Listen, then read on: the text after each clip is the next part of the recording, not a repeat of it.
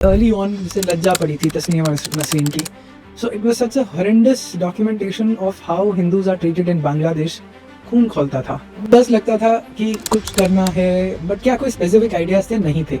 I did understand, अभी पंकज के शब्दों में कहूंगा कि थोड़ा सा स्वयंबोध और शायद थोड़ा सा शत्रुबोध होना शुरू हो गया था. If you like, you know, you don't shrug it under the carpet and live a schizophrenic life. एक में समझ में आ गया, मगर जीने में मैं कुछ अलग से वो नहीं. You see things and then you say, okay, by who you are, you start taking responsibility for doing something about it. 1000 crore Hindu fund के पहले जिस राहुल देवान को हम जानते हैं वो the man behind Sangam talks. So how this idea came into being, कैसे आपको लगा कि ये करना चाहिए और अब कैसे वो इवॉल्व किया है, आप उसे कहाँ जाता हुआ देख रहे हैं अभी? You know, very often people say, oh, कुछ बड़ा किया है ना, तो you must have had a grand vision. I had no grand vision. I have no forms in calling out कि मेरी कोई grandness of ideas कभी था भी नहीं. मैं आपको बता रहा हूँ, माइक्रोसॉफ्ट का, बिल गेट्स का और गूगल का भी कोई ग्रैंड विजन नहीं था. वो जो 3 लड़के थे ना, उन्होंने $1 मिलियन में याहू को बेचने जा रहे थे, अपना सर्च इंजन गूगल का. अगर याहू ने मना नहीं किया होता उनको, तो वो आके वापस वो बेच के आराम से कुछ और कर रहे होते. अभी मेरे लिए एक सरप्राइज था. अभी छत्तीसगढ़ के डिप्टी सीएम का फोन आया, तो जैसे ही वो फोन पे आया, कहते हैं, भाई साहब, आपकी वजह से मेरा कोरोना काल ठीक से गुजरा है, आपके सारे वीडियोस मैंने देखे. बहुत अच्छा लगा. कंपनी में सवाल पूछेंगे कि तुम हिंदूवादी हो क्या? अगर लोगों ने हमसे पूछ लिया कि तुमने ये टेम्पल से एसोसिएटेड हिंदू कॉजेज के लिए क्यों दिया, कल तुम मस्जिद को क्यों नहीं देते? और ये मुझे एक CSR हेड ने एक सॉफ्टवेयर कंपनी के महाराष्ट्र में बोला, we can't do this because अगर हमारे कोई सवाल पूछा जाएगा तो हम क्या जवाब देंगे. हम में से कई लोग बड़े होते होते दुनिया बदलने के सपने देखते हैं, पर जब तक हम बड़े होते हैं दुनिया हमें बदल चुकी होती है. जिन समस्याओं को हम बचपन में सुलझाने के बारे में सोचते हैं, अब उन्हीं से मुंह फेरना सीख लेते हैं.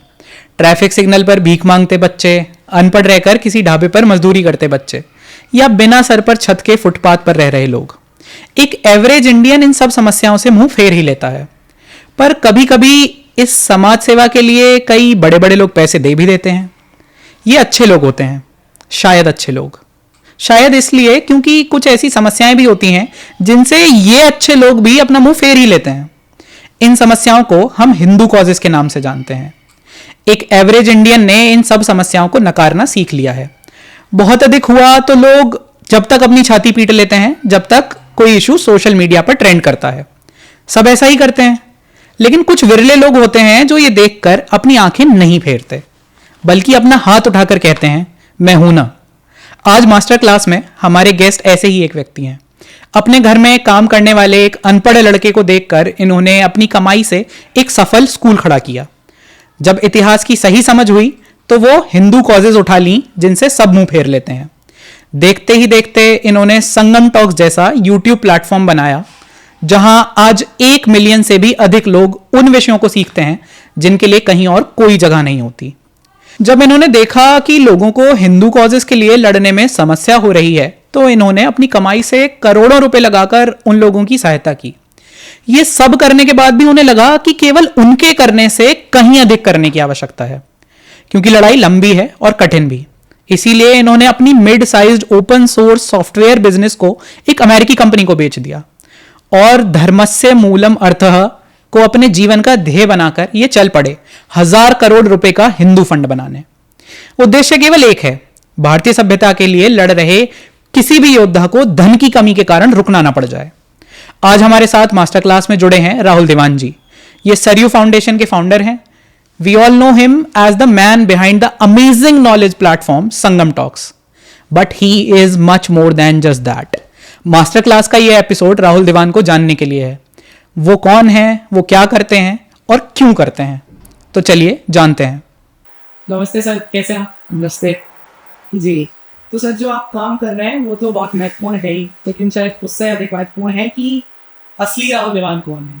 उस काम से आगे जो आप करते हैं, कैसे वो व्यक्ति बना जिसने ये सब काम करने का सोचा. So how was your childhood like?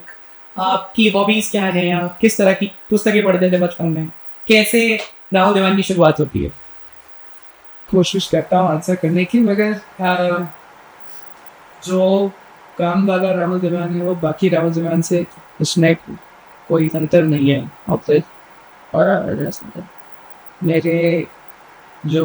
मैंने सॉफ्टवेयर बिजनेस बेचा था, और जिन्होंने एक्वायर करा था उसके CEO एक दिन आकर मुझसे जब भारत लैंग्वेज से मुझसे पूछते हैं कि Rahul, you are the same person outside your work and the same person at work.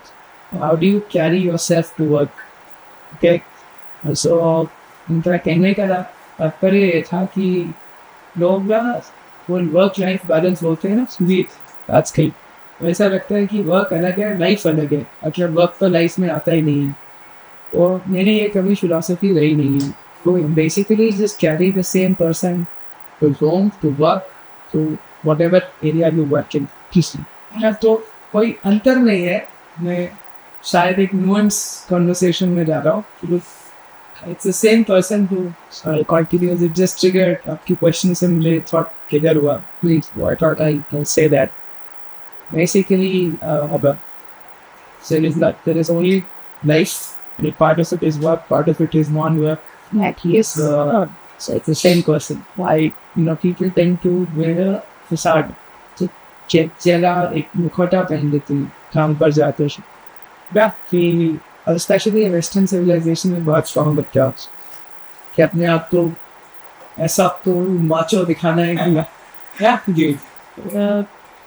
वो सब नहीं है। You're the same vulnerable self जो घर में होती हो वही वल्नरेबल सेल्फ ऑफिस पहुंच जाता है। हाँ, थोड़ा बहुत फिसाट करना पड़ता है बिकॉज ऑफिस को अगर लीड करना है और समझेंगे लोग अपॉन लीडर। घर में ऐसा ज़रूरी नहीं होता। Specially parent, spouse. So anyways, that ruins apart. So originally pre-partition Pakistan के सरगोदा की जो भी बॉम्ब करके आया।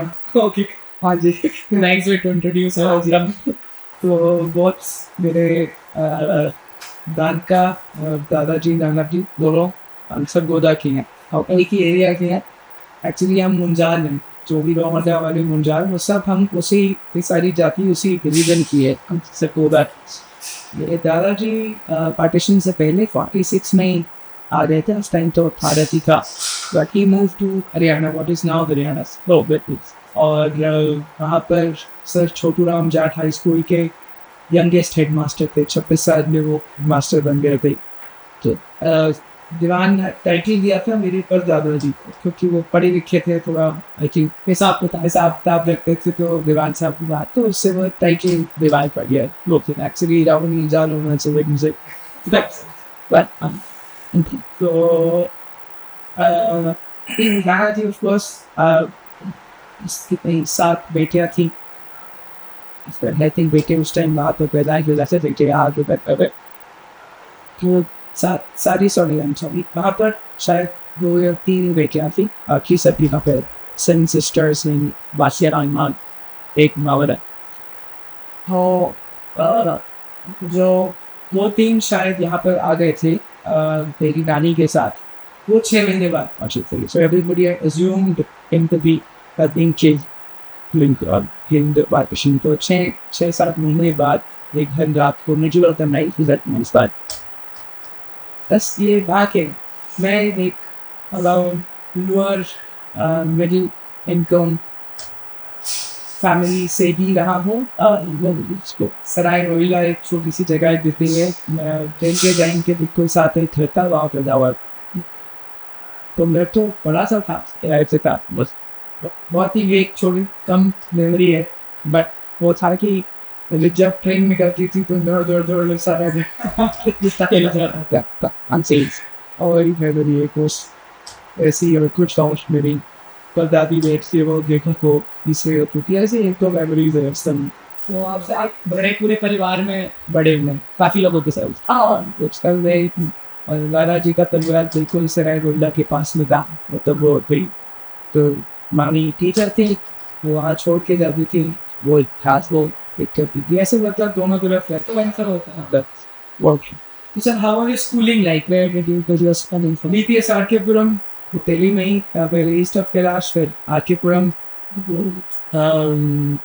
I don't have very pleasant memories of my schooling things, but I decided to एकदम मिक्सड एकदम गिरा हुआ sort of picture था actually 8th तक I was pretty okay, I was pretty good also. I had a lot of interest in science, biology and geography. मज़े आते थे मुझे पढ़ने में। कुछ subjects हिंदी संस्कृत है तो को कप नहीं चढ़ पाता था, बट बाकी कुछ सब्जेक्ट्स में बहुत मजा आया, साइंस में स्पेशली। बट एक्चुअली 8th के बाद क्या होता है, 9th में आते आते ना एकदम सडन ह्यूज जंप होता है पढ़ाई का, सिलेबस बदल जाता है। सबसे टेबल बदल जाता है। आई मीन फिजिक्स का the interest of physics suddenly वो इतनी बड़ी, नॉट रॉन्ग, कोई हॉलीडे क्या yes, there is no holiday. वो सब आने शुरू हो जाते हैं। I couldn't cope with organisation, वो पीस आई कुडंट कोप। और एनीवेज बास्केटबॉल टीम में था स्कूल की, तो खेलने में ज़्यादा इंटरेस्ट रहता था, so I couldn't cope, and so that just progressed in 10th. And I remember in 10th वो गाने हमारे प्रिंसिपल होते थे, तो प्री बोर्ड्स या प्री बोर्ड्स के पहले कुछ आई थिंक प्री बोर्ड्स के बाद समथिंग लाइक दैट, वो के बाद मेरे पिताजी को बुलाया था कि इसको कुछ संभालना, उसको निकाल देंगे उसको से वो करना उसका हॉबी। किसी विराट पेरेंट्स के बोर्ड्स में ऑलराइट मैथ से बहुत प्रैक्टिस थी, but in general the burden, your competition in DBS programs is good, even up to 10th, of course. I was the backbencher, team लोग थे, we used to eat up, you know, in fact मैंने 3 idiots एक ही को मेरे को लगा रहे वो, अच्छा not हमारे ऊपर but अपनी सोच, वो एक तरह से वो जब टीवी लोग थे वो पीछे बैठते थे बिल्कुल लास्ट में, मैं आगे बैठी हूँ लड़कियों की चुटिया खींचते रहते और बस एक बड़ा इवेंट मैनेजर है, एक यूएस में, एक हुआ है, बस तीन के दिन। ऑल्सो 11th में क्लास फ्लो होती थी, वहाँ बैठ के टीवी और मैथ्स और केमिस्ट्री शायद, जो भी जिन क्लासेस में बैठ कर मैं चेस खेलता था कि किसी तरह हम निकल जाए क्लासेस। अच्छा, सो अभी मैंने संजीव सानिया ने ट्वीट करा कि कनाडा हैज़ तो बैकबेंचर्स का कॉन्सेप्ट हटा के कोई मूवी को चेक देखते हुए उन्होंने क्लासरूम्स का डिज़ाइन चेंज करा है, बैकबेंचर्स। हाँ, so Sanjeev Sania was saying all the creativity is free thinking will tried on. तो मैं वापस उस कमेंट लिखा कि all the budding chess players also are not accounted that. Okay, so anyway, so yeah, 11th and 12th I just basically coped, so did okay in 12th. I was never bright, so जाजी को मुझे अपने business को join करवाना था, वो engineering का वो रहता है कि हुआ उसको किसी एप्लीकेशन कॉलेज में भेजा। So I think that was a little bit of my turning point. I actually was a person with a lot of inferiority complex up to young and school also. You know, you're especially DBS में क्या रहता है कि वो abilities exams और वो सब कर देते हैं, so the best cream of entire India comes and lands up in DBS RK-Puram, and you know then you have to further compete with them, not compete, I mean you basically अपनी नाक ऊंची रखने के लिए फट जाती है यार, हाईली कॉम्पिटिटिव हो जाता बहुत है ही ज़्यादा, एंड वो एब एंड नॉन एब सेक्शंस एंड वो वैसे ही बड़ा ह्यूमिलिएटिंग होता है, सबके जजमेंट्स उसी बेसिस पे होते हैं, you don't look at the person in any other manner but except the marks, which is a pretty bad way of looking at intelligence of any people. So, but that's a broken education system. Anyways, college is where I think sort of my direction and confidence level, all of that changed, because I was with people who were my mediocre level in studies, if you like. So उसमें outshine करना बड़ा easy था, I guess. Anyways, तो sir ये जो school का आप अपना बता रहे हैं, जिस तरह के व्यक्ति आप स्कूल में थे, उससे कहीं पे ऐसा थ्रेड नहीं दिख रहा है कि आप जो आज कर रहे हैं वहाँ तक आप मूव करेंगे, तो ऐसे कुछ इंस्टिंक्ट्स थे बचपन में, आप किस तरह के थे? क्योंकि DPS RK-Puram is very cosmopolitan sort of a vibe that school carries, तो फिर वो ये रूटेडनेस कहाँ से आपने ली, या नेशनलिस्ट थे या आप किस तरह के थे? मेरा ना एक व्हाट्सएप ग्रुप है मेरे बैच का, तो एकदम वोक टाइप के लोग हैं उसमें। आज अब तो मैंने 6-8 महीने शायद मे बी, हाँ 6-8 महीने 1 साल से कुछ डाला नहीं है, मैं कभी कभी मैसेजेस डालता था, तो प्राइवेटली मैसेज करते हैं मुझे कि राहुल यू आर राइट, और यूएस में और इधर उधर जहाँ पर भी सब लोग हैं, मगर एक छोटा सा कबाल रहता है जो हमेशा आके वोक आइडियाज़ को पेडल करते रहता है, लेफ्टिस्ट आइडियाज़ को, and everybody keep silent. So it becomes a very difficult battle, अकेले ही लगे हुए हो अमंगस्ट 4-5 पीपल जो ग्रुप होकर ज्ञान बांटते हैं कि how all world religions are equal, कैसे ह्यूमैनिटी को ऊपर रखना चाहिए, all of these Hindutva ideas, ये सब भरा पड़ा है उन ग्रुप्स में. So I have actually basically cut off with most of the people except a few friends जो थोड़े बहुत कंटिन्यू रहते हैं. But yeah, I mean that's how DPS is, and I'm guessing that's how most schools would be also. Most groups of people, they're all in good positions. They're all spread all over the world. Rootedness मेरी कहाँ से आई? अब मुझे थोड़ा बहुत तो जैसे library है कौशलेश की, ऐसी थोड़ी कुछ लाइब्रेरी मेरे दादाजी की होती थी. तो वहाँ मैंने फर्स्ट टाइम आशीष के इंटरव्यू में भी बताया था जब आप बैठे थे कि कुरान एंड द काफिर पढ़ी थी. एंड गोडसे की कौन सी किताब थी, वाई आई किल्ड गांधी, है ना, ऐसा करके. That was signed by Gopal Godse, personally hand signed. वो किताब पढ़ी थी और मैंने किसको पकड़ा दी और दादाजी से बहुत डांट पड़ी थी कि कहाँ भेज दी वो किताब, किसको दे दी. मैं उनकी किताबें लेके बांटता रहता था. वो बहुत गुस्सा होते थे मुझसे. तो एनीवेज वो आई थिंक 2-3 ऐसी किताबें, तस्लीमा नसरीन की लज्जा, वो वहाँ पढ़ी थी. तो those were some books I picked up and read. I don't quite recall कि मेरा वो क्यों मैंने वो जाकर बुक्स पढ़ी. I mean he had what 200-400 books in his library. तो वही वाली क्यों उठाता था वो I can't say, but I used to pick up some of those. दादाजी was a little bit involved with Meenakshipuram conversions हुई थी, तो उन्होंने वाइट पेपर लिखा था तमिलनाडु में. वो बताते थे बार बार कि I distributed this paper to all MPs in the Lok Sabha. तो वो सब थोड़ा बहुत ज़रूर था, बट ऐसा कुछ कि कोई इंडोक्ट्रिनेशन हो या बड़ी कोई धर्म की वो बातें होती हों, ऐसा कुछ नहीं होता था. I had a very good relationship with him as a young kid. So वो मुझे स्टोरीज़ बताते थे. One story I remember was एक राजा की स्टोरी, जिसने एक बंदा रखा हुआ था, मंत्री है जो भी, अपने साथ. वो बस हर थोड़ी देर में झुककर कान में फुसफुसाता था, रिमेंबर डेथ. तो that I recall.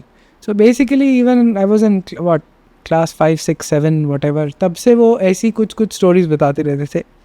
I think which left a very deep mark on me. So remember death wala माने कि that's the only reality. If you remember that, तुम delivery of justice will be in line and will be true, because you have जैसे राजा जनक को शायद Ashtavakra, I think this is the story. I don't recall the full story, but राजा जनक ने पूछा था मैं उनको गुरु मानूंगा जो मुझे सही ज्ञान दे दे, कुछ ऐसी कहानी थी एग्जैक्टली. तो अष्टावक्र ने बोला कि जो तेरा है वो मुझे दे दे. तो वो सोचते हैं अच्छा मेरा क्या है, ये राज्य मेरा है. एक के बाद एक ही केप्ट थिंकिंग मेरा क्या है, शरीर भी मेरा है, ये भी मेरा नहीं है, तो मेरे पास तो कुछ भी नहीं है जो मेरा है, जो मैं दे सकता हूँ. तो I think that is where it ends. So the message is pushed across कि तेरा कुछ भी नहीं है. So ऐसा ही वो remember death is a little bit like that. So it's an orientation. Many people don't accept this. ये बच्चों को कैसे बोल देते हैं. मैंने अपने बच्चे को भी यही सुनाया. मैंने भी उसको बचपन से ऐसी स्टोरीज सुनाई हैं. Very hard, difficult conversations, adult conversations about all sorts of things, on deaths, on relationships, on difficult conversations in life which people keep away from kids. अरे बच्चों से बात नहीं करनी. मैंने ऐसे कोई रूल्स नहीं रखे हैं उसके साथ. तो where did your journey start? How did you start all that you do? School of happiness जैसे आपने एक शुरू किया, तो आपने कहाँ वो समस्या देखी, क्या देख के आपको लगा, what was the trigger that made you know? Before I go there, एक और बचपन का इंसिडेंट है which may be I can complete that story. So मेरे दादाजी के एक दोस्त होते थे, साथ में वसंत कुंज में रहते थे हम अपार्टमेंट्स में. तो उनके दोस्त थे प्रकाश लाल Tandon. He was the first Indian chairman of Hindustan Lever Limited. So he took over from the British when the British had left. So Tandon uncle के पास जाकर मैं कभी कभी शाम को, टंडन अंकल पहले दादाजी के पास आते थे, so they would sit down and talk about great things and दादाजी मुझे बुला लेते थे. We used to live in 2 different apartments 100 meters के 50 मीटर्स के अंतर पे. तो बोलते थे आजा बेटा टंडन अंकल आए हुए. तो हम जैसे अब बैठे हैं ऐसे बैठ के उनकी चर्चाएं, और मैं भी पार्टिसिपेट कर रहा होता था 8th-9th में बैठकर. बड़े मज़े आते थे मुझे उन सब की बातें सुनने में.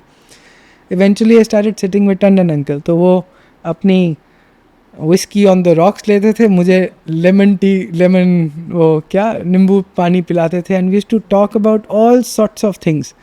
ऐसी एक अच्छा सा बॉन्ड बन गया था. फ़ोन करते थे, पुत्र खाली बैठा है तो आ जाई. मैं पहुंच जाता था उनका भी. He was a very big man. He knew, he was on first name terms with Nehru, with JRD Tata. Jamshed बोलते थे, और वो प्रकाश ऐसे ही नेहरू के साथ होता था. So I had some wonderful insights on, you know, both the industry and capitalist side and the political ideas. He was the first Indian chairman of State Trading Corporation, Punjab National Bank. He was very, very big man, you know, so very privileged sort of few years of being with him. Of course, he was very old, then he moved to Mumbai and I think passed away there. Yeah, so how did you start this journey of what you are doing? क्या trigger था, क्या आपने ऐसा देखा जिससे मन एकदम बदला कि कुछ करना चाहिए, अब सिर्फ देख के नहीं रहेंगे? ऐसा कोई ट्रिगर पहली बात कभी नहीं था. हमेशा से द ओरिएंटेशन वाज भारत की सेवा करनी है. ओके, वो बचपन से थी. अब उसका कोई जवाब नहीं होता क्यों थी. मैं इनफैक्ट बचपन से एक धार्मिक लीनिंग थी. वो मैं अपनी क्या होता था, VCD होता था, उसमें टेप्स लाकर वो भगवानों की कैसेट्स वाले भगवानों की वो देखते रहता था. जय संतोषी माँ और पता नहीं क्या ये सब कुछ देखते रहता था 7th-8th में. तो वो कहाँ से आती है उसका केवल एक ही जवाब होता है कि पूर्वजन्म संस्कार है, कि कहीं से आ रहा है. बट क्या किसी पेरेंट्स ने ऐसा कुछ स्पेसिफिकली था, क्या मेरे बाकी परिवार वालों में ऐसा, मुझे ऐसा कुछ ज़्यादा दिखता नहीं है. जैसा एक पंजाबी परिवार होता है दिल्ली में रहता हुआ, थोड़ा भजन कीर्तन करते हैं और वो सब नॉर्मल ऐसा ही. बहुत सारा आर्य समाजी इन्फ्लुएंस था नाना साइड पे स्पेसिफिकली. अब ये कहाँ से आया और कि भारत की सेवा करनी है और नहीं, ये मुझे नहीं पता. इनफैक्ट का ही पार्ट रहा है. हाँ जी, अपब्रिंगिंग का ही पार्ट. अपब्रिंगिंग में मुझे पक्का नहीं है. That's what I am saying कि आई डोंट थिंक कि अपब्रिंगिंग में बाकी सबकी कुछ ऐसी स्ट्रॉन्ग ओरिएंटेशन थी. That's what I am trying to say, है ना. सो इनफैक्ट फॉर एग्जांपल मुझे याद आ रहा है कि मैं दादाजी से एक बार ही पूछा था कि आपने जाके इंडिपेंडेंस मूवमेंट में पार्टिसिपेट क्यों नहीं किया. वो बेचारे इतने वो हो गए बैक डिफेंसिव हो के मुझे जवाब दिया था उन्होंने. तो एनीवेज सो ये दैट वाज, सो ऐसी ओरिएंटेशन थी और उसका और कोई जवाब नहीं है. ठीक है. तो भारत की सेवा करनी थी उस टाइम. बस सेवा का मतलब था कि पानी कैसे बचाना है, गरीबी हटानी होती है, गरीब बच्चों को पढ़ाना होता है, फॉरेस्ट्स प्रिजर्व करने चाहिए, बस ऐसी चीज़ें, है ना. And general nationalistic ran in the family कि इंडिया है वो सब का. Like I said, normal Punjabi upbringing in Delhi, probably everybody would be nationalistic और वट एवर. बाकी ऐसा कोई ट्रिगर नहीं था कि मूव किया. I think it was just slow progression towards an emerging idea of who you are and क्या करना है. एक चीज़ शायद जो मुझे बहुत लेटर ईयर्स में रियलाइज़ हुई है, sense of taking responsibility. I think वो शायद हर चीज़ की लेने की कोशिश रहती थी, you know, all forms of responsibility. Ashish के शो में एक इंसिडेंट बताया जहाँ पर एक मेरी फुटबॉल टीम का कैप्टन था कश्मीरी मुस्लिम इरफान काउसा, और दूसरी तरफ मेरा बहुत ही घनिष्ठ मित्र अमित रैना कश्मीरी पंडित था. उन दोनों को ग्राउंड में पीरियड बंक करके मैं बिठा के कि आज तुम्हारा हम कश्मीर इशू रिजॉल्व करेंगे, मतलब, है ना. तो वो सब I don't know, yeah, but just taking responsibility, I guess, for almost everything around, वो एक था, but that clarity that how am I behaving came only much later when I first did the inner engineering program with Sadhguru in 2008, when he talked about responsibility. That's when it dawned upon me that, okay, you know, you start consciously sort of understanding who you are. Uske pehle you are acting, but you don't know why you're doing some things. So I realized that I have been a person who tends to take responsibility for whatever is around. So that's all. Go ahead. 1999 में आपने school of happiness शुरू ji so how did it came into you हाँ, so वही था, 97 में pass out हुआ, तो job first internship लगी फरवरी 97 में, 3-4 हज़ार रुपये की, 4,000 I think, I was one of the highest in my college that time. तो वो 6-8-9 महीने, 1 साल शायद. सो मेरे घर में हमारा जो डोमेस्टिक हेल्प था, पूरन उड़ीसा का, मेरी उम्र का है, मेरे से शायद 1-8 साल छोटा, 2 साल छोटा होगा. तो वो डेली वेज लेबरर था. तो वो कहीं से मम्मी के पास पहुंच गया था, उड़ीसा से दिल्ली आया हुआ था. उसे पढ़ना लिखना बिल्कुल नहीं आता था, थोड़ी बहुत उड़िया स्क्रिप्ट आती थी और कुछ भी नहीं आता था. तो एक्चुअली ये शुरू उसकी वजह से हुआ था. तो मैंने क्या किया, 1 जनवरी 99 को अपने वसंत कुंज में सेक्टर ए में सब लोगों को, जो रिटायर्ड कुछ ऑफिसर्स थे, कर्नल रामकृष्ण थे, एक प्रसाद जी थे, रिटायर्ड रेलवेज ऑफिसर थे, एक रिटायर्ड प्रिंसिपल थी, आसपास रहते थे. तो जानते थे, छोटी सी कम्युनिटी थी उस समय. होली पे, दिवाली पे, हर त्यौहार पे मिलने का बहुत ज़्यादा प्रचलन था. तो सब एक दूसरे को जानते थे अच्छे से. तो उन सबको बुलाया कि हम कुछ स्कूल शुरू करेंगे. तो पहला स्टूडेंट होगा पूरन टाइप्स. तो दे ऑल गैदर्ड ऑल्सो 1 जनवरी को 99. सो एंड देन एक फादर विंडी थे, घर के बिल्कुल पास रहते थे, वो विलेज रिकन्स्ट्रक्शन ऑर्गेनाइजेशन VRO चलाते थे. He was a German priest, Belgian priest, Christian priest थे. And I think had move to India because of his love for Gandhi. So बहुत ही इंस्पायर्ड थे गांधीयन मूवमेंट से. I don't think he was a Christian missionary. I had no idea about Christian missionaries और ये सब उस समय पता भी नहीं था, कुछ पता नहीं था, of course. So I think he had a missionary zeal, but I think he was mostly, his inspiration was Gandhian, go back to villages, and his inspiration was that. I even remember in an auto having a conversation with him about whether he considers his version of God right. This is many years later, when I had started understanding being a missionary and all of that. I think his answers were, not about Christian supremacy, for sure. So that tells me he was like any other missionary who's on this mode of कि पुरानी गाँव की mud की दीवार गिराएंगे और BRICS की बनाएंगे, वो पूरा फुल वो वाला mode. I traveled to Alwar with him. Many districts of Rajasthan घूमता था उनके साथ जाकर. और बच्चे और kid people in their 25s would come and stay at the VRO office. So बहुत सारे foreigners के साथ interaction होती रहती थी. वो सब इसी मोड में आते थे, गरीबी हटाएंगे हम भारत की और ये सब. सो उनके ऑफिस में हमने स्कूल ऑफ हैप्पीनेस शुरू करा था. उस टाइम उसका नाम स्कूल ऑफ हैप्पीनेस नहीं था, बट ऐसे ही था, बच्चों को जो आसपास के domestic help, maids, car cleaners, उनके बच्चे हैं कोई, उनको पढ़ाएंगे. तो ऐसे बात फैली और 8-10 बच्चे बहुत ही जल्दी इकट्ठे हो गए, 20 बन गए.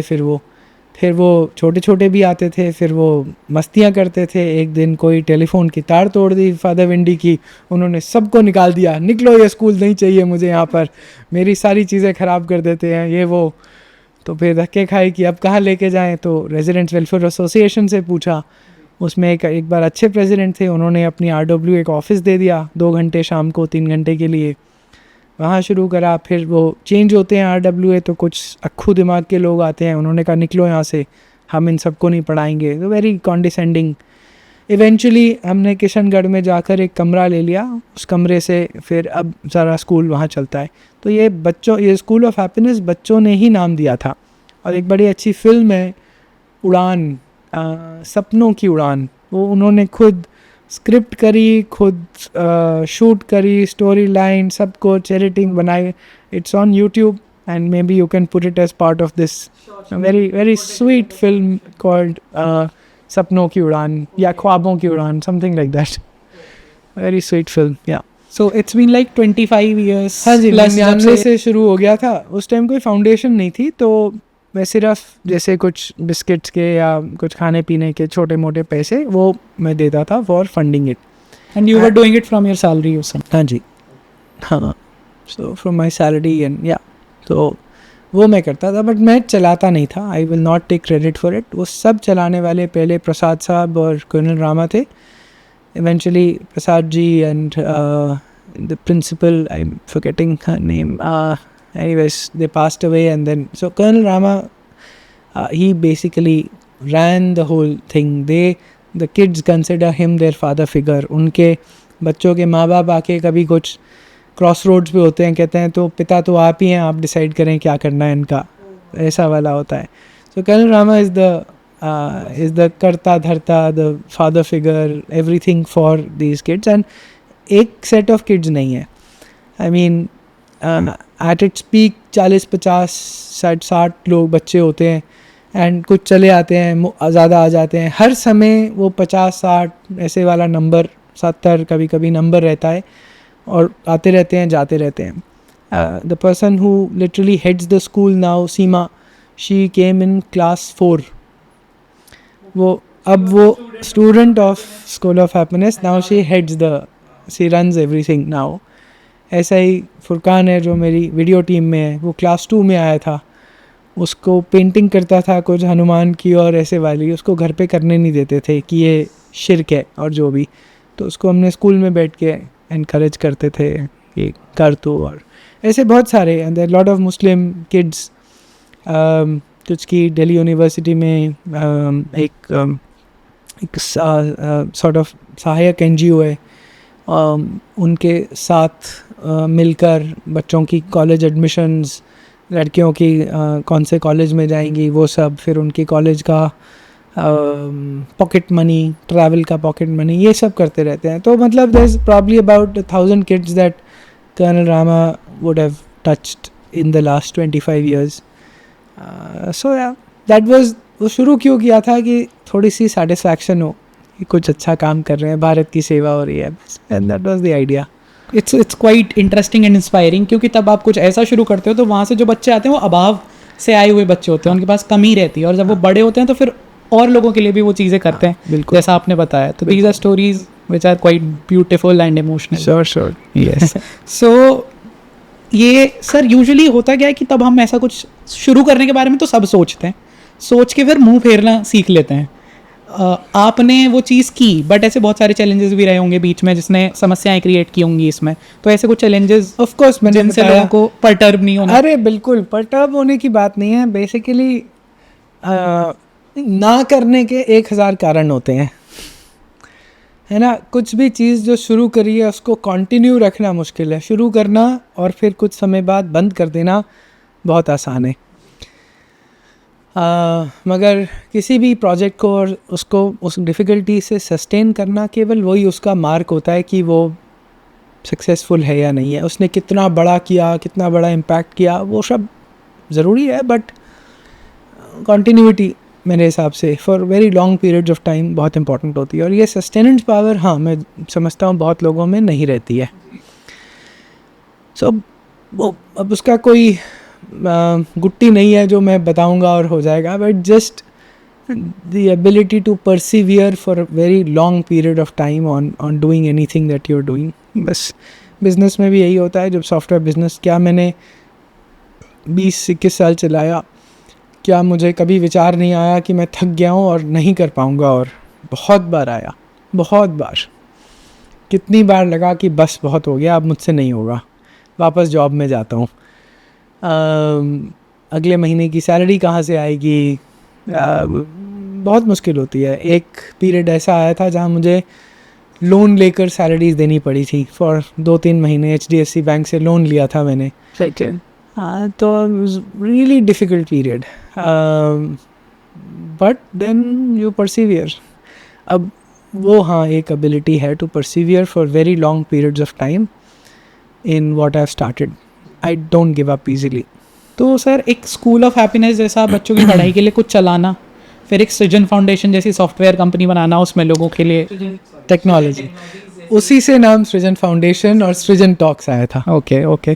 तो ऐसी एक कंपनी बनाना और लोगों के लिए नॉर्मली काम करना, फिर भी शायद लोग सोच पाते हैं, बट वहाँ इस सब के बीच में रहते हो आइडियोलॉजिकल शिफ्ट होने का जो समय है, या उस तरफ मोटिवेट हो जाने का कि उसमें इतना काम करना है, वो कहाँ से आया? हाँ, मतलब जैसा मैंने बताया ना कि अर्ली ऑन जैसे लज्जा पड़ी थी तस्नीमा नसरीन की, so it was such a horrendous documentation of how Hindus are treated in Bangladesh.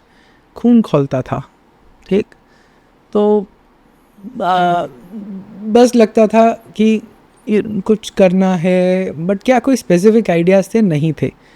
I did understand, I think जैसे अभी पंकज के शब्दों में कहूँगा कि थोड़ा सा स्वयंबोध और शायद थोड़ा सा शत्रुबोध होना शुरू हो गया था, if you like, Pankaj Saxena के शब्दों में कहूँ तो, without those words, right, without understanding of those words कि हम कौन हैं और ये कैसे बिहेव करते हैं and stuff. At the same time, like I told you, I had some excellent friends who were Muslims all the time. In fact, in my company, एक Tibetan Muslim था, very dear to me for many years. I remember हम श्रीनगर की डल lake के, they were sort of from Tibet, Ladakh या Tibet के था actually, and they were repatriated to India and all of that. But in Kashmir, they were also treated as outsiders. So कश्मीरियों ने despite being Muslim, उनको कभी integrate नहीं करा कश्मीरी मुसलमानों ने Tibetan Muslim को. The rights they had were very different. The way they were treated was very different. He told me all this. And I remember walking on the banks of Dal Lake. मैं श्रीनगर गया था तो he was there. And वहाँ घूमे and we used to talk about ideas of Quran की othering up कर देते हो यहाँ पर, you call me a kafir. I would have these open conversations with him because he was a well-meaning, thinking individual. Only thing is, I think, despite his ability to think, I think it's fear which keeps many people within Islam or Christianity. Despite your ability to think hard and being very successful in careers and all of that, it beats me how people live with Islam, okay, with that theology. Just completely beats me. The only answer I have is that they do that either out of a cultural compass or out of fear. And specifically perhaps in this person, I think it's maybe both, a little bit of identity, where you belong, a sense of belongingness, but also fear. Because beyond a point, the ability to ask questions and especially take a stand that, with all these horrendous things of othering of other people and just absolute basic absurdities, if somebody as smart as him can remain within Islam, it just beats me. Anyways, I'm deviating here. But I remember that was the first time I saw the Jama Masjid of Srinagar with him. And I told him, boss, this architecture is not Islamic. He showed me what beautiful Islamic architecture. मैं बोल रहा हूँ यार ये Islamic architecture कैसा है? This is not at all. Something is not right. So I told him that I showed him that this is not Islamic architecture. मैंने Google किया और उसको दिखाया कि how it was Hindu architecture. But I did not realize that Jama Masjid was a Kali temple. If he is listening to this, hopefully he will pick up. Of course, he went another way, a different way, another company, a client company.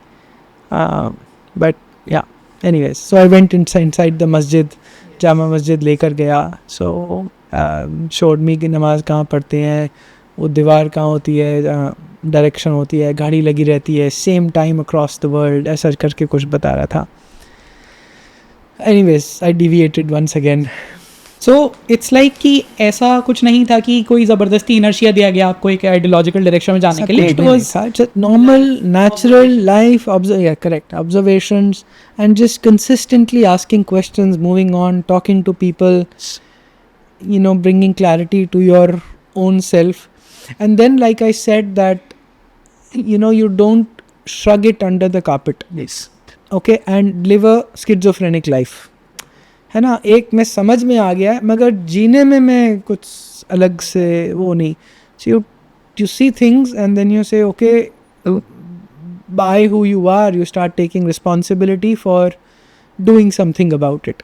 जैसे school किया था उसी तरह से you start doing other things. So सृजन foundation हमने शायद 2006 में फॉर्मली बनाई कि वो बच्चों को पढ़ाना है. अब हाँ, लोग कहते थे कि हम चेक दे दें. चेक किसके नाम पे दें?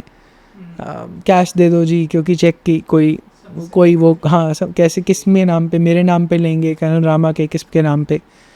सो देन संस्था बनाई और that was to only run the school. So वहाँ से स्कूल ही रन करें. In fact we actually started schools in Orissa, in Puri district. 2 schools वहाँ पर भी शुरू करे थे. वही मेरा डोमेस्टिक हेल्थ ने बोला कि भैया गांव में पढ़ाई नहीं होती, वहाँ लेके चलो. तो वहाँ पहुँच गए कर्नल रामा और मैं. Very beautiful pictures of him and me starting schools there. वहाँ एक लड़की थी प्रतिमा स्वाई, उनके घर में शुरू किया, एक किसी की छत पे शुरू करा. तो Pratima had 70 kids, 2 batches a day. मैं ब्रिलियंट वुमन. फिर उसकी शादी हो गई. उसके पिताजी मतलब काफ़ी गरीब परिवार से थे. ऑफकोर्स घर अपना था, बेसिक ब्रिक स्ट्रक्चर था, प्लास्टर के भी नहीं था. बट वो हमसे पैसे नहीं लेते थे उस अपना घर देने के लिए बच्चों के लिए. वो प्रतिमा को सैलरी जाती थी, बट हमने उनको कई बार ही बोला कि आप बच्चों को होस्ट करते हैं, वो आते हैं, पानी वानी पीते हैं, जो भी होता है, आप बिजली ऑन करते हैं, आप पैसे तो लीजिए. उन्होंने कभी आज तक पैसे नहीं लिए अपना घर देने के, स्कूल चलाने के. इवेंचुअली प्रतिमा की शादी हो गई तो फिर वो बंद हो गया. दूसरा वाला पढ़ाता कम था, पैसे के लिए ज़्यादा काम करता था, तो we shut down and came back to Delhi. तो दिल्ली में ही फोकस है. And we used to fund a lot of other schools जो इसी तरह के स्कूल चलाते थे, तो उनको फंड करते रहते थे. तो अभी दिल्ली में कितने स्कूल्स हैं? ऐसे अभी जैसे किशनगढ़ में अपना है, फिर एक ब्रांच मेहरौली में है, एक और टीचर मदनपुरी, फिर एक यमुना पार में एक आरोहण करके है, उनको फंड करते हैं. तो ऐसे 4-5 छोटे छोटे. मेन किशनगढ़ है जहाँ 40-50-60 बच्चे हैं वटेवर. एंड जैसे छोटे छोटे और सेंटर्स हैं, इनको पैसे भेजते रहते हैं who do their own thing. So own schools in 10-15 बच्चों के साथ. ऑल्सो रेड की आप आपके स्कूल ऑफ हैप्पीनेस के पास में ही एक स्पोर्ट्स कॉम्प्लेक्स भी है जहाँ रग्बी खेला जाता है. And you are also supporting that initiative. What is that? वो ऐसा है कि उनका नाम क्या है, अरुण डागर होता है. ये जो सब फेमिनिज्म और ये सब बोलते हैं ना आजकल, कहानियाँ देते हैं कि हिंदू सोसाइटी में, जाट सोसाइटीज़ में बड़ा फेमिनिज्म होता है. हरियाणा पेट्रियार्की होती, पेट्रियार्की की कहानियाँ बोली जाती हैं. उनको ना ये बसंत कुंज के सेक्टर बी कॉम्प्लेक्स में, डीडीए स्पोर्ट्स कॉम्प्लेक्स में आके देख लेना चाहिए जब रग्बी हो रही होती है. देर आर बल्कि मैन, जाट गुजर मैन एंड बल्कि women and they are all banging into each other. तो सारी उनकी पेट्रियार्की ना वहीं ख़त्म हो जाएगी स्टोरी. ठीक है. And little girls in full shorts but there somehow stout and well built, क्योंकि कुछ बहुत पतले भी हैं, दिखता है कि वो अंडर नरिश्ड है. बट वो अरुण डागर वहाँ पर कम से कम 200-250 बच्चे, somebody handed that whole club to him, Delhi rugby club और whatever. किसी ने और ने फॉर्म करा था, बट अरुण डागर जी चलाते थे. तो वो वाज वेरी इंस्पायरिंग कि आप कैसे इतने बच्चों को, इतनी लड़कियों को हर संडे लेकर. तो हमने उनसे पूछा कि आप ये फ़ंड कैसे करते हो. सो आई हैव दिस टेंडेंसी, जब कोई अच्छा दिखता है जाके ये पूछता हूँ कि भाई साहब आप फ़ंड कैसे करते हो. ठीक है. तो उन्होंने कहा बड़ी मुश्किल से करते हैं. कोई कहीं से डोनेशन देता है, मैं कोचिंग करता हूँ, वहाँ से डाल देता हूँ कुछ, ये ऐसे सब करके हमारे को ग्राउंड ढूंढने जाना पड़ता है कि फिर कोई ग्राउंड की स्पॉन्सरशिप कर दे. तो हमने उनको थोड़े से ही दिया कि आपकी ग्राउंड की स्पॉन्सरशिप के लिए आप भागिए मत, ये ग्राउंड आपको जब चाहिए पैसों से आप लीजिए, बस उतना था, वहाँ से शुरू किया था। उसके बाद कुछ और कोशिश करी, अब तो वो दिल्ली रग्बी क्लब शुरू हो रहा है, लीग शुरू हो रही है। तो इनफैक्ट ये जो दिल्ली रग्बी क्लब है जिसको थोड़े सालों से फंड करा है उन्होंने, they have sent 20 people to the Indian rugby team over years. Wow, this is And all from low economic background.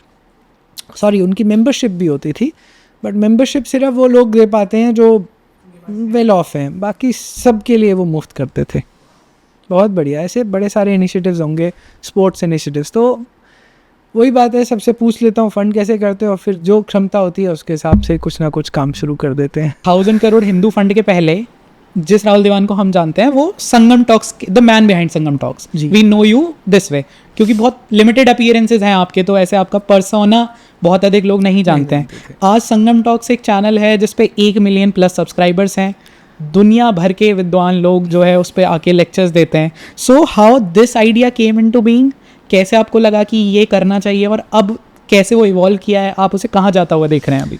बहुत सारे सवाल। पहले कहाँ से शुरू हुआ था? संजीव सान्याल की बुक से शुरू हुआ था, 2 books, Indian renaissance, rise after 1000 years of decline, 2013-14 types, then land of seven rivers 2014 और 15। सेकेंड वाले ने तो मेरी सेंस ऑफ हिस्ट्री को थोड़ा जार कर दिया। So I started backpacking with that book. मुझे याद है मैं कंबोडिया गया to Angkor Wat because of the book, okay, and solo back packing.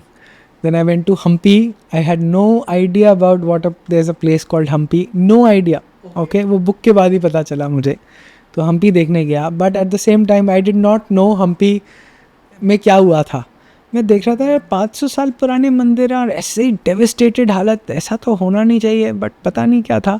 I only came back from Hampi and I read stories. Did I realized what had happened in Hampi? Okay, the horrendous Golconda सल्तनत और ये सब ने क्या nonsense मचाया था वहाँ पर, वो बाद में पता। एनीवेज, तो वो Sanjeev Sanyal's books, I contacted him कि आप प्लीज़ लेक्चर करो अपनी बुक के ऊपर, and I will organise these lectures in Delhi University. मैंने ऐसे attempts, when I started my work in 97 और 98, 99 में मैंने ऐसे कुछ दिल्ली यूनिवर्सिटी में मिरांडा हाउस में या कहीं पर कुछ ऑर्गेनाइज करे थे, debates on nationalist ideas and all of that. तो that was the only thing in my head कि यार आप लेक्चर करो, मैं DU में ऑर्गेनाइज करवाऊँगा। सो वो DU की जगह प्रेस क्लब में हुआ, फिर JNU में हुआ विद इन पार्टनरशिप विद अभिनव प्रकाश जो अभी ABVP के BJYM, हाँ, तो उनके साथ पार्टनर करके। तो तब संजीव ने कहा don't only keep calling me, call other speakers. तो and then we called other speakers, heard about कि फ्रीइंग टेम्पल्स भी एक इशू है, तो जैसाई दीपक आए, ऐसे करके फिर धीरे धीरे ट्विटर पे था, शेफाली वैद्या ने कहा गोवा इंक्विजिशन पे बात करूँगी।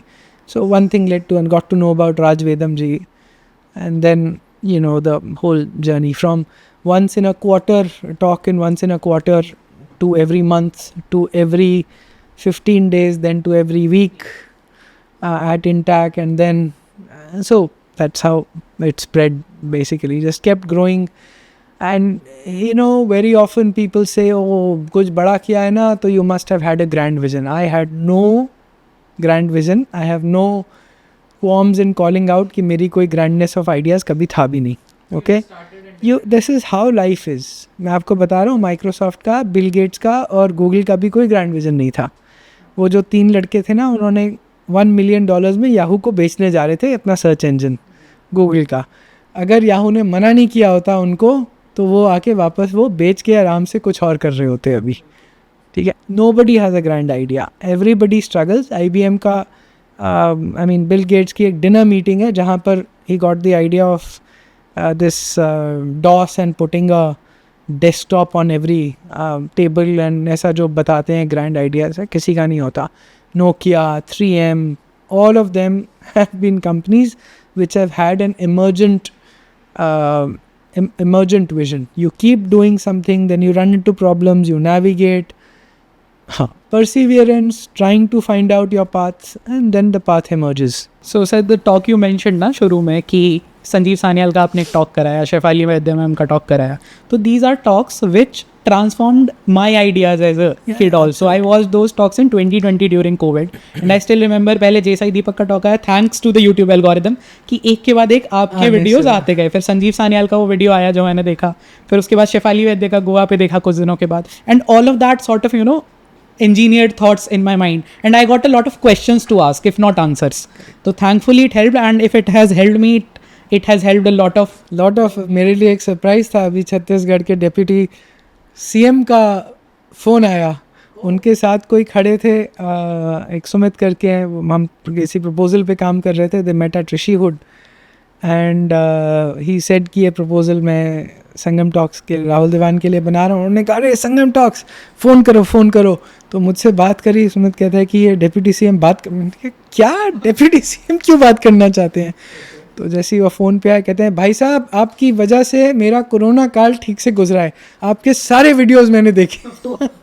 बहुत अच्छा लगा कि कोई डिप्टी सीएम ने कोरोना में बैठकर संगम टॉक्स के वीडियोस खूब सारे देखे. तो very good, I feels that हाँ कुछ कंट्रीब्यूशन सिविलाइजेशन को हुई है and the trajectory of the nation.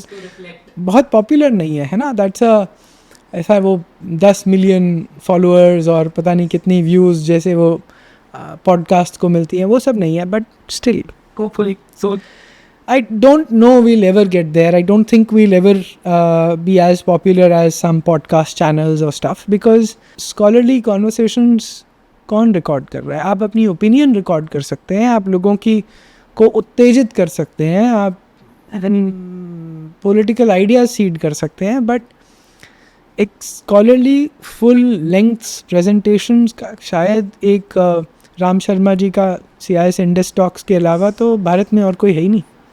So this I think is the biggest win of Sangam Talk, that it has given vision to people like me and many others. And आगे भी चलता रहेगा. We are doing transcription of all our talks, then we will translate the transcriptions into all Indian languages.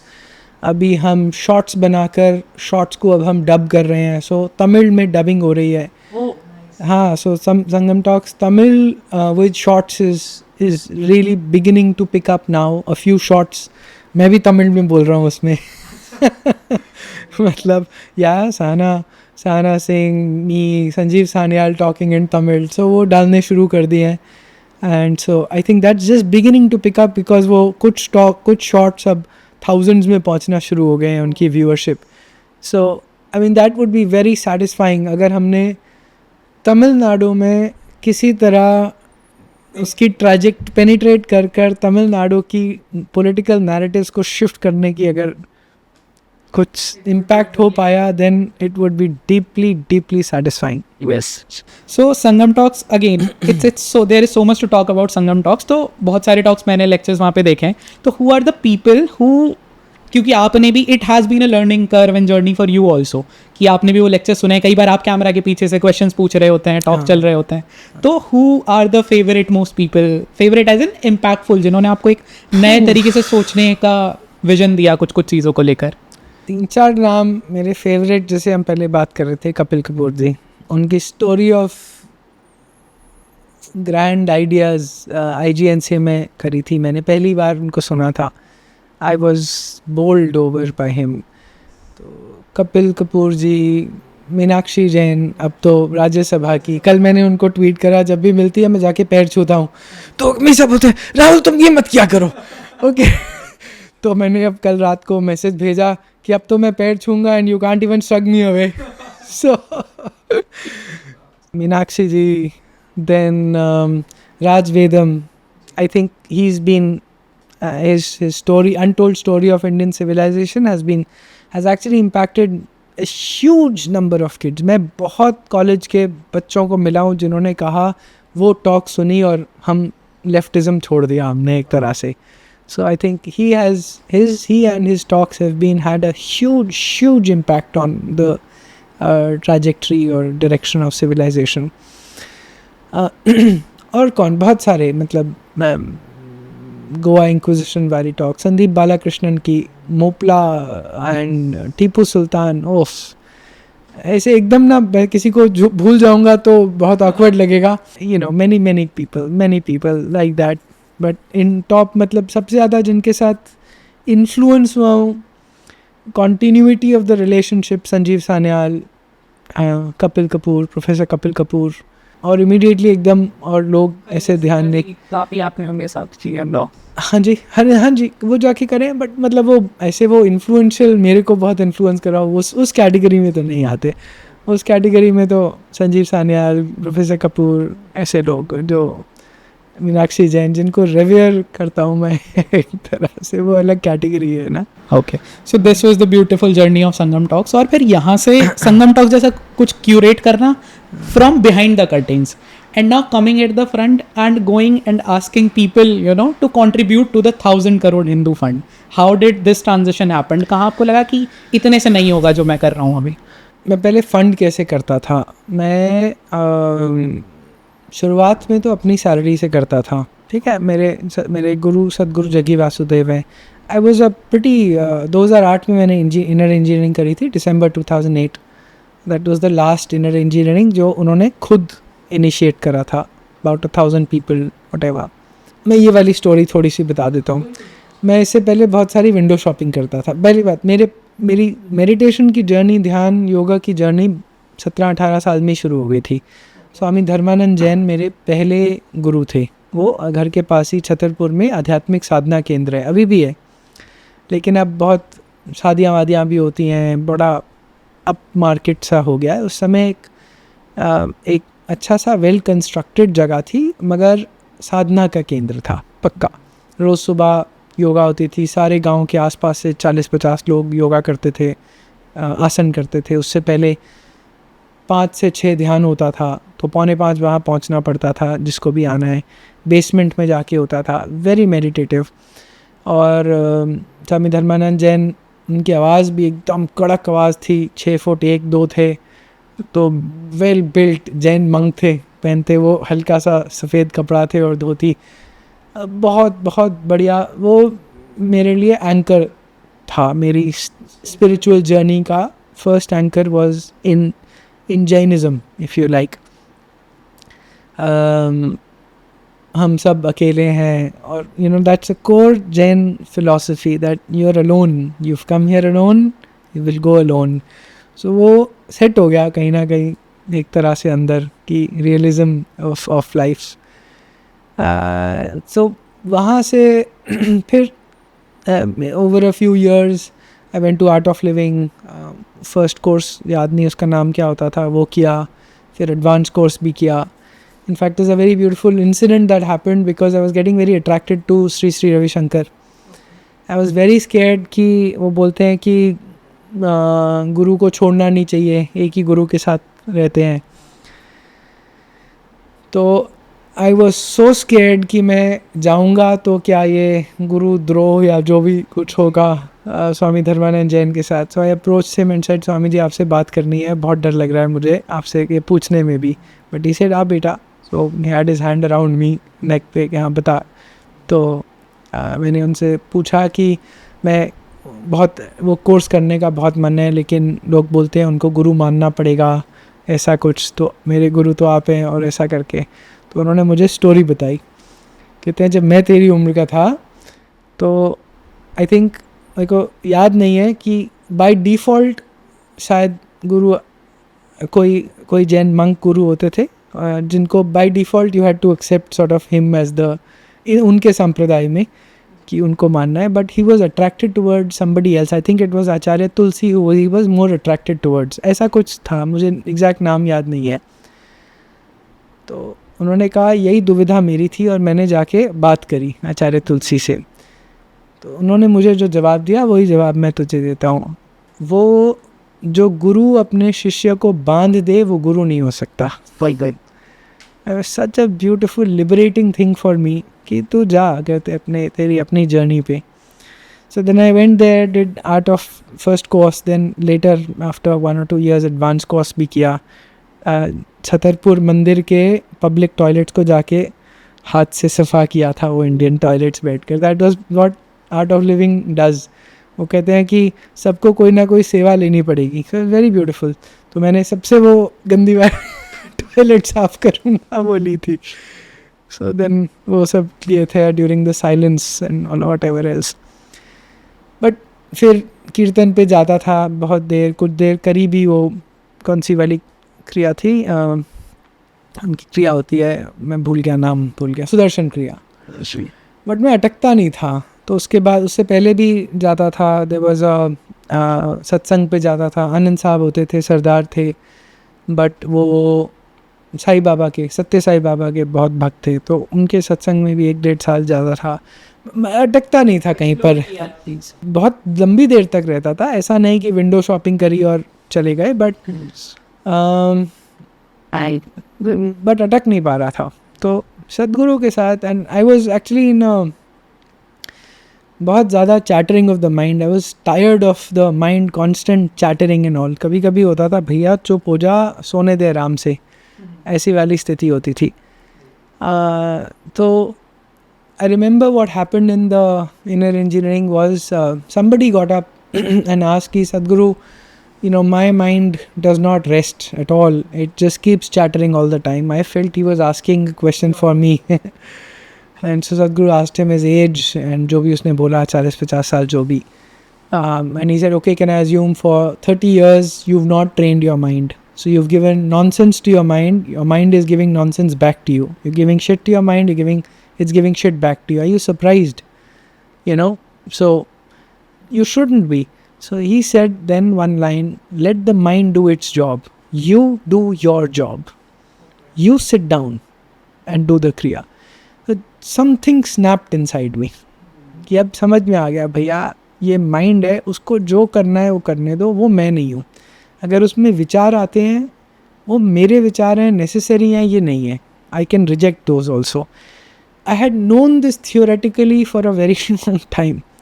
But that sentence snapped something inside me and सब set हो गया. अच्छा अब तो मैं तो बैठूंगा रोज़, चाहे मन हो ना हो, जो मर्जी हो. So it's now been 16-17 years. Every day I sit and do my Shambhavi Kriya. So that has really changed me or who I am, mental health में, as a person, clarity of thought, many things. Anyways. So that's how, like, this gave you the motivation to start the 1,000 crore institute. नहीं sorry यार, हाँ, your question of 1,000 crore. So I used to fund everything from my business. So मैंने सदगुरु की वजह से एक 7% rule set कर लिया था कि अपने बिजनेस का 7% प्रॉफिट्स मैं अपनी फाउंडेशन में दूंगा, सृजन फाउंडेशन में. और वहाँ से संगम टॉक्स, सृजन टॉक्स, संगम टॉक्स सब फंड होते थे और लोगों को थर्ड पार्टी फंडिंग. ये आइडिया स्पेसिफिकली 2022 के करीब आया कि एक बड़ा फंड चाहिए रहेगा. क्यों चाहिए रहेगा? Because I was about to sell my business. So I needed to figure out आगे के लिए संगम टॉक्स इंटरनल प्रोजेक्ट्स को, and specially the third party funding. और वो थर्ड पार्टी फंडिंग 1.5 करोड़ की पहुंच रही थी एवरी ईयर. तो मैं सोच रहा था from my business is money, वहाँ से आता था. अपने मनी में अपने पास ऑलरेडी ज़्यादा नहीं होती थी, तो until the business was sold. So वो समझ में नहीं आता कि how will I sustain this. So that struggle was going on in my mind since 22, when I knew that in 6-8 months, 10 months the business will be sold. Then Eventually I will reach a conclusion. तो वो struggle led me कि अब कैसे solve करें इसको. 2-3 साल तो मैं sustain कर लूँगा, 4 साल 5 साल, but how long can I sustain all of this on my own. तब सोचा I need to raise money and that we should form a fund. So the idea was then, but finally May 24 में organization बनाई, Hindu network foundation, AKA Hindu fund. And सारे जो Saryu trust से जो fund करते थे वो सब यहाँ मूव भी कर दिया और एट्रीब्यूट भी कर दिया. Over the last years attribution यहाँ कर दिया कि ये हिंदू फंड से डोनेशंस है. एंड या now I am raising money. So what is the model? How does it work? Like कहाँ से पैसे आते हैं? अभी तो लार्जली मेरी फंडिंग है, बट हर 2 हफ्ते में वेबिनार करते हैं तो कुछ ना कुछ लोग जुड़ते जाते हैं. मंथली डोनर्स जुड़ जाते हैं. कुछ किसी ने वन टाइम कुछ 5,000 20,000 दे दिए, But I think we're adding a lot of monthly donors. I should have had the data by now. मेरे पास डेटा नहीं है कि कितने recurring donors हैं, कितने annual donors हैं. Now we have some $50,000 donors, at least 2 हैं US में जो उतना देते हैं. Then a few people who are committing about 5 lakhs annually in India. ऐसे मेरे ख्याल से 5-6 लोग तो हो गए हैं. Then there are people who are giving 20-25,000 a month, ऐसा करके. But obviously the funding need and the outflow at this point is I mean the contributions are probably not even 5% of what is given out at this point in time. So largely it's still me. I'm hoping अगले 1-2 साल में as I build credibility, I'm able to change that. Okay. So largely sir जो इस तरह की funding होती है usually लोग CSR की तरफ जाते हैं मोस्टली इन चीज़ों में, और उसमें भी एक कल्चर का सेक्शन होता है जिसमें फंडिंग होती है. तो आप जब आपने क्या कॉर्पोरेट्स को अप्रोच किया जी इस चीज़ के लिए, and how was your experience making them donate for Hindu causes? अंडा कुछ नहीं मिलता. ओके, एक आध किसी ने अंडा नहीं होगा तो एक आध किसी ने कुछ 5 लाख या कुछ दे दिए. एक व्यक्ति हैं जिन्होंने कुछ कहा कि मैं बिल्डिंग मोहित भारद्वाज के गुरुकुल की बिल्डिंग बनाऊंगा, वो भी अभी अटकी पड़ी है, मिडवे अटक गई है. बट कल्चर में ये मुझे अवेकनिंग हुई जब एक बैंक की फाउंडेशन के CEO, वुमन CEO को प्रेजेंटेशन दी, एंड शी टोल्ड मी कि Rahul, this is the one of the best presentations on preservation of culture that I have seen in my career. It is wonderful the work that you're doing, but please let me do a reality check for you. You will not get any money from CSR in this country. And the reason is because we have a very straight-jacketed view of looking at what to fund and what not to fund. वो 10-12 categories जो हैं उसमें सबसे ज़्यादा skill में, बच्चों की education में, everything goes in kids education, women empowerment, women skilling, सिलाई मशीन, यही करते रहते हैं. कल्चर में स्पेंडिंग नहीं होती. I don't remember data exactly, but एक चार्टर्ड अकाउंटेंट है तमिलनाडु के, चेन्नई में, वो मुझे मिले थे. उन्होंने मुझे एक एक्सेल दी थी, I remember, I vaguely remember the data. So कुछ 20-22 हज़ार करोड़ रुपए जो थे उसमें से सिर्फ 750 करोड़ कल्चर में था, और उसका 50% तमिलनाडु में ही था. बाकी पूरे भारत में ये नंबर्स थे. I could be wrong, but वो वेगली याद है मुझे. 4-5 साल पहले की बात है जब वो एक्सेल देखी थी मैंने. तो कल्चर में कोई स्पेंडिंग नहीं है भारत में, कोई स्पेंडिंग नहीं है. CSR से नहीं है. क्यों नहीं करते मुझे नहीं पता. एक so what is the mindset that is stopping these people from seeing कि हमारे को कंपनी में सवाल पूछेंगे कि तुम हिंदूवादी हो क्या. अगर लोगों ने हमसे पूछ लिया कि तुमने ये टेम्पल से एसोसिएटेड हिंदू कॉजेज़ के लिए क्यों दिया, कल तुम मस्जिद को क्यों नहीं देते. और ये मुझे एक CSR हेड ने एक सॉफ्टवेयर कंपनी के महाराष्ट्र में बोला. We can't do this because अगर हमारे कोई सवाल पूछा जाएगा तो हम क्या जवाब देंगे, बताओ भैया. सारी बिल्डिंग में आर्यभट्ट बिल्डिंग के नाम ऐसे वैसे दिए हुए हैं, ये जवाब नहीं दे सकते तो क्या करें फिर. ओके, नाम तक लिमिटेड है चीज़ें, बस उनके लिए कल्चर. ओके, तो सर ये अब जैसे आपने ये बनाया है 1000 करोड़ हिंदू फंड, इससे किस तरह के प्रोजेक्ट्स को आप हेल्प कर रहे हैं? Who are the people, what are the special stories that you are helping right now? आज वनडे है, सैटरडे को, इसी सैटरडे जो लास्ट प्रेजेंटेशन करी उसमें श्रुति आई हुई थी, अर्श विद्या समाजम की. श्रुति 6 साल तक मुसलमान बन गई थी, ब्राह्मण फैमिली में पैदा हुई थी. बहुत सारे सवाल पूछती थी बचपन से कि ये रिचुअल्स क्यों करते हैं, इतने सारे देवता क्यों होते हैं, जो भी. वो सिर्फ फटकार के अलावा और कुछ नहीं मिलता था, कभी कोई ढंग के जवाब नहीं मिलते थे. तो जब when she started going to college तो मुसलमानों ने वही सवाल पूछने शुरू करे. सूंड कैसे हो सकती है, अपनी पत्नी को कैसे नहीं बचा सकता तुम्हारा भगवान, ये सब जो नॉर्मल बकवास बोलते हैं लोग.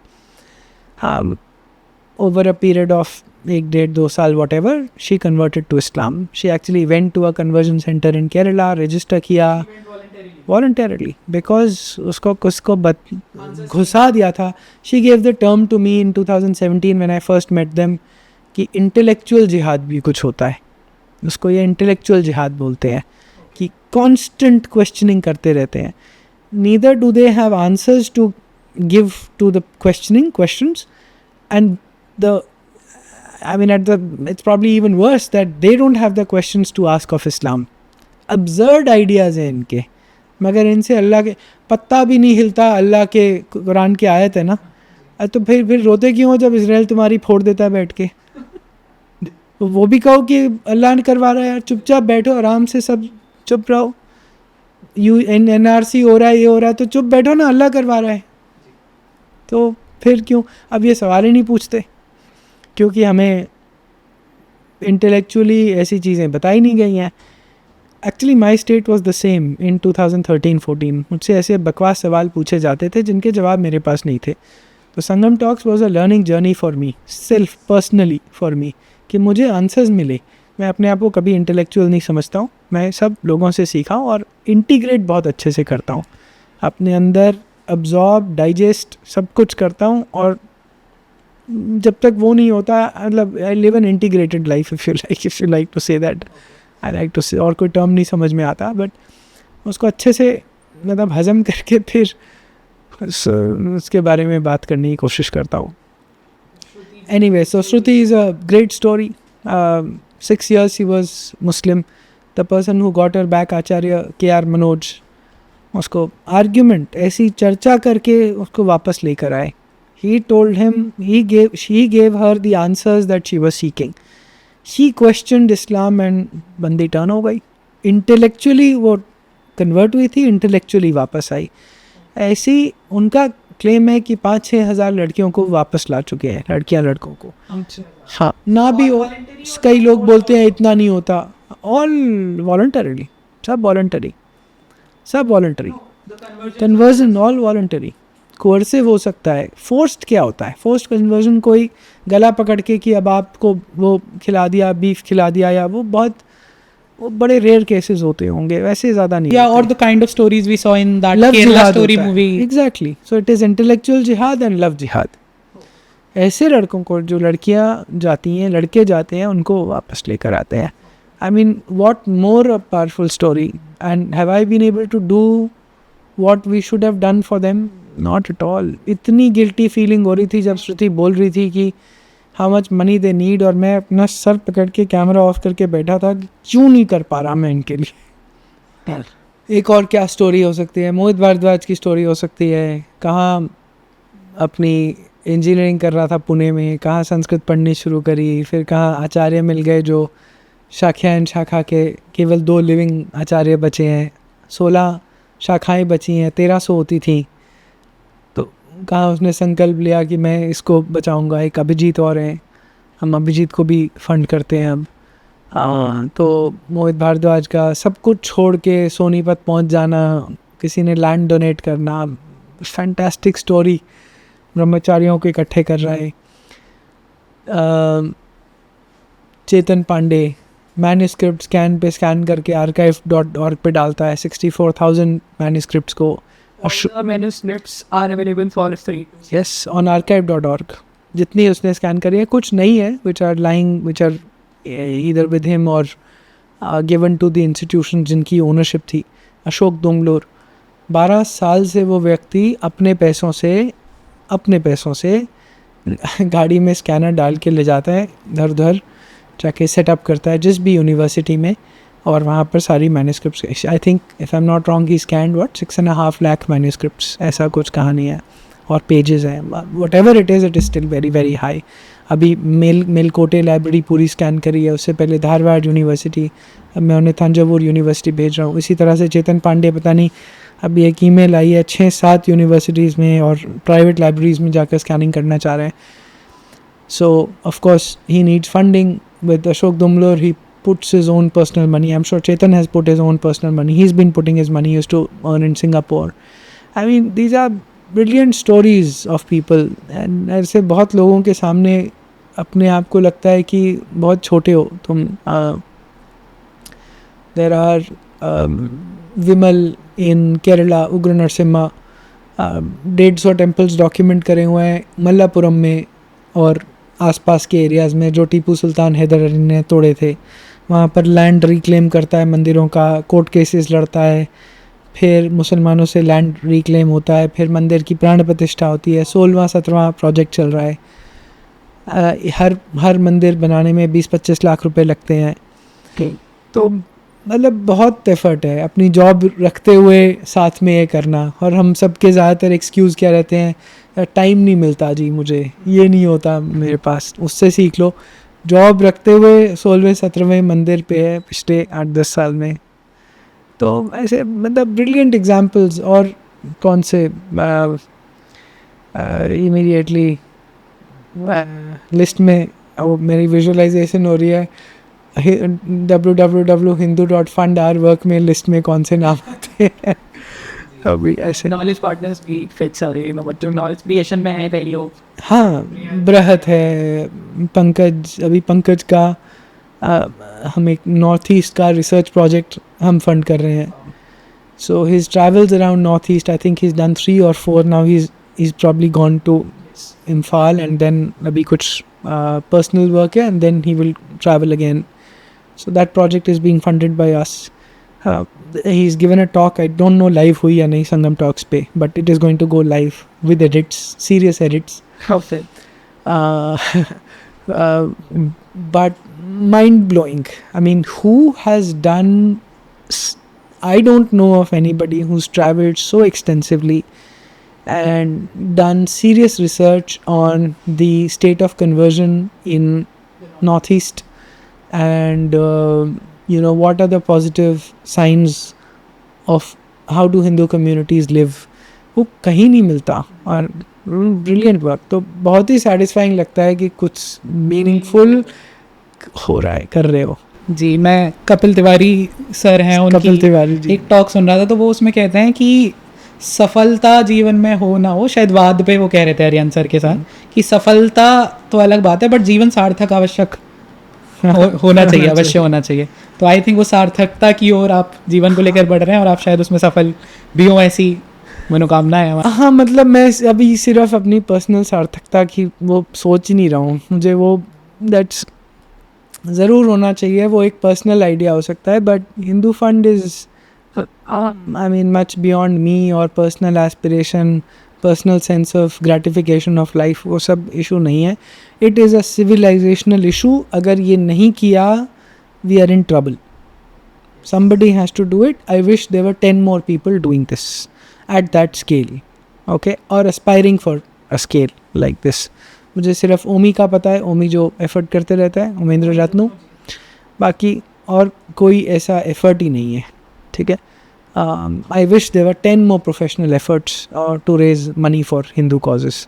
So sir, when it comes to Hindus, we mostly donate for, let's say भंडारा करना है कहीं पे, या फिर मंदिर में कुछ करवाना है, जागरण करवाना है, ये सब चीज़ें हमेशा से हिंदूज यूजुअली करते हैं।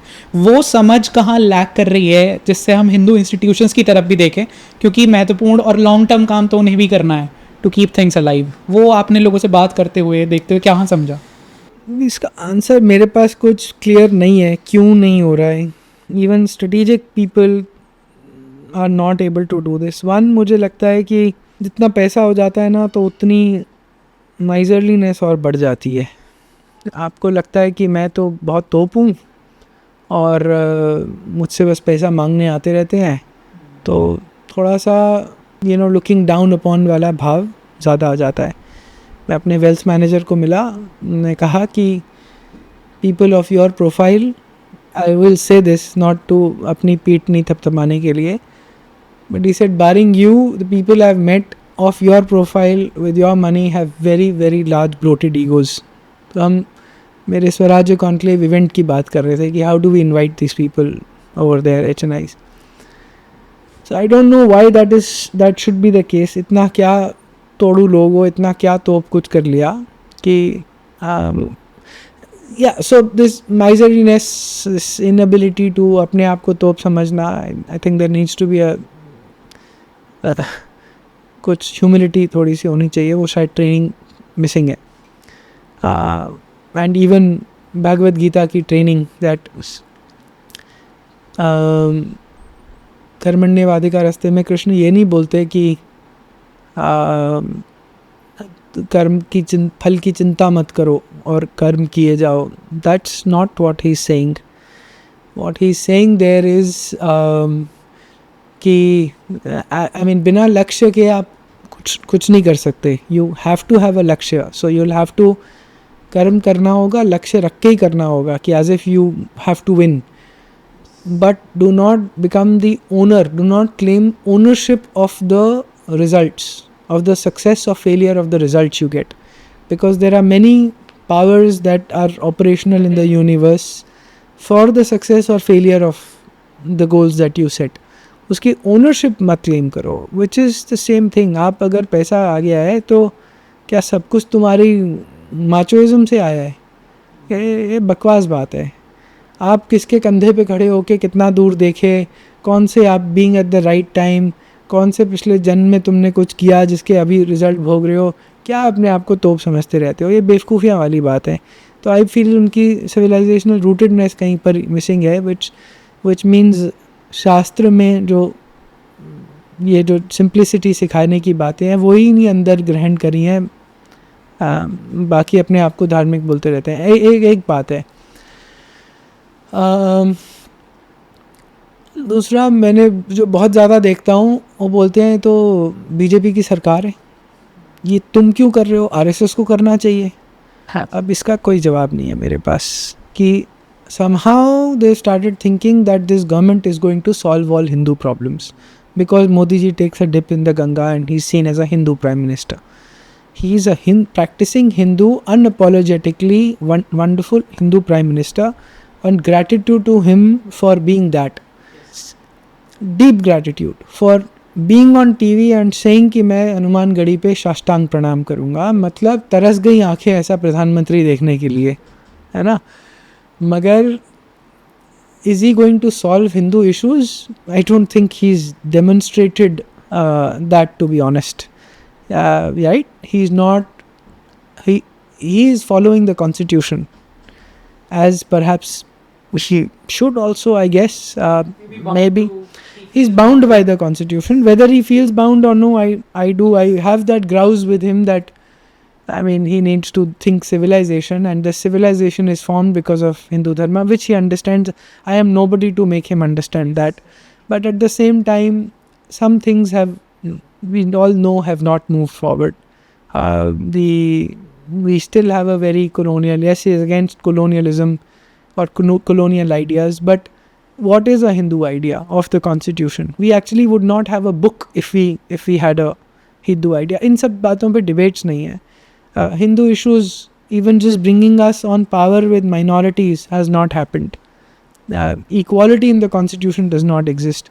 So there is a lot of grouse with the government, and संघ के साथ तो बहुत grouse है, honestly बताऊँ तो. So unfortunately that is the other thing. अरे बीजेपी की सरकार है, आरएसएस है, आरएसएस जो सरकार बना सकती है. मुझे एक बहुत बड़े HNI ने बोला जो संस्था सरकार बना सकती है, इलेक्शन जितवा सकती है, वो कुछ भी कर सकती है. ये उसके शब्द थे. अब मैं क्या बोलूँ, मतलब तो फिर मैं क्यों कर रहा हूँ? आप देख लो मैं क्या कर रहा हूँ.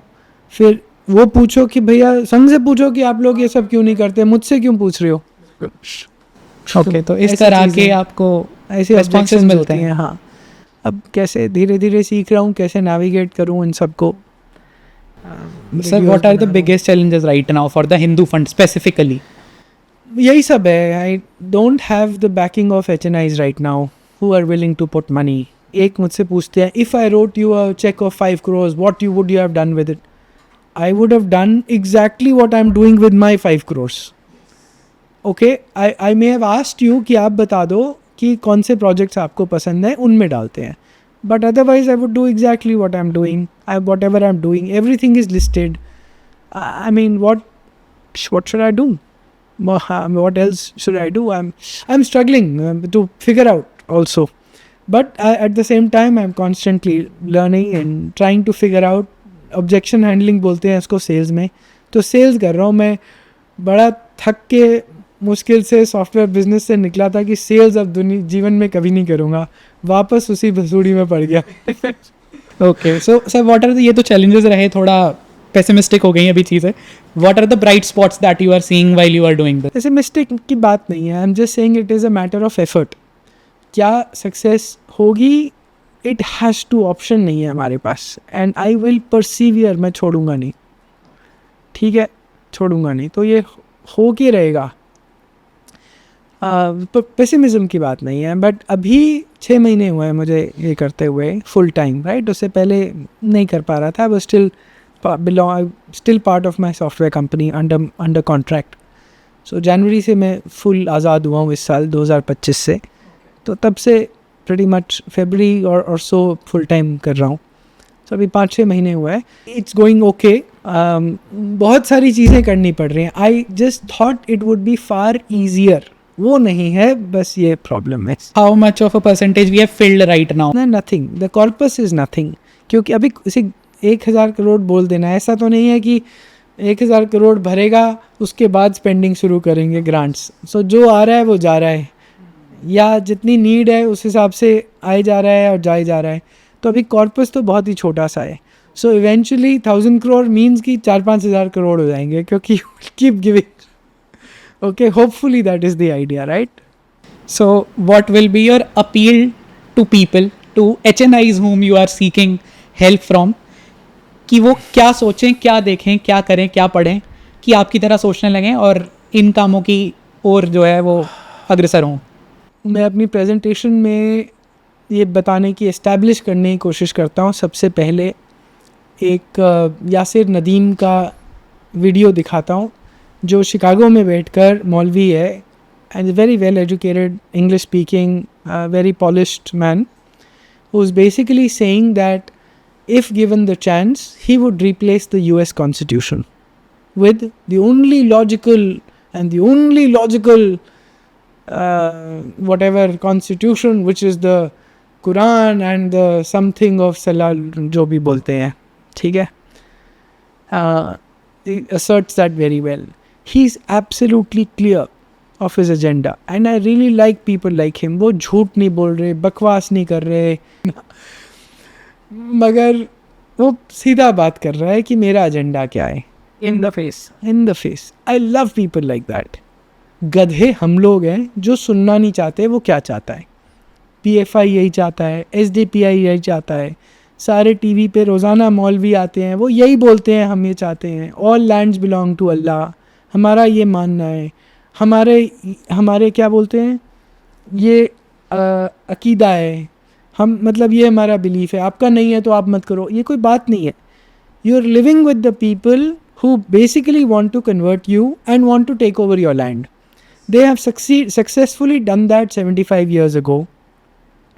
85%, 90% लाहौर का business was run by Hindus. Lungi और पोटली लेके भागे थे वहाँ से. फिर से पार्टीशन होगा. अब कहेंगे नहीं इस बार नहीं हो सकता. क्यों भाई, कैसे? जो अभी स्थिति है भारत की, क्या वो अलग थी उस समय में?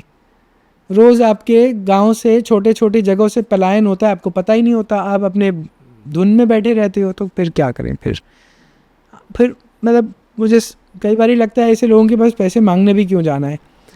फिर लगता है कि नहीं यार, unless you impact the elite, Maybe someone will move inside. Move inside them. And होता है. जब मैं इंडिविजुअल प्रेजेंटेशंस HNIs को दे रहा हूँ, they are jarred. Okay, very often they are jarred. Proportion to the jarring that they see in the presentation, वो नहीं मिलता है मुझे अभी. So there's a lot of follow up, and the only answer I have is what Mohandas Pai told me at the World Hindu Economic Forum. You have to build your credibility. I guess I'm trying to do that. I'm trying to say, look, but my message is simply that I don't need their money. I have enough personal money to fund my projects for my lifetime. I have enough money to go and live anywhere in the world. I'm not doing this. I can't be bought for money. I can't be bought for power, pad, position. I am unsellable.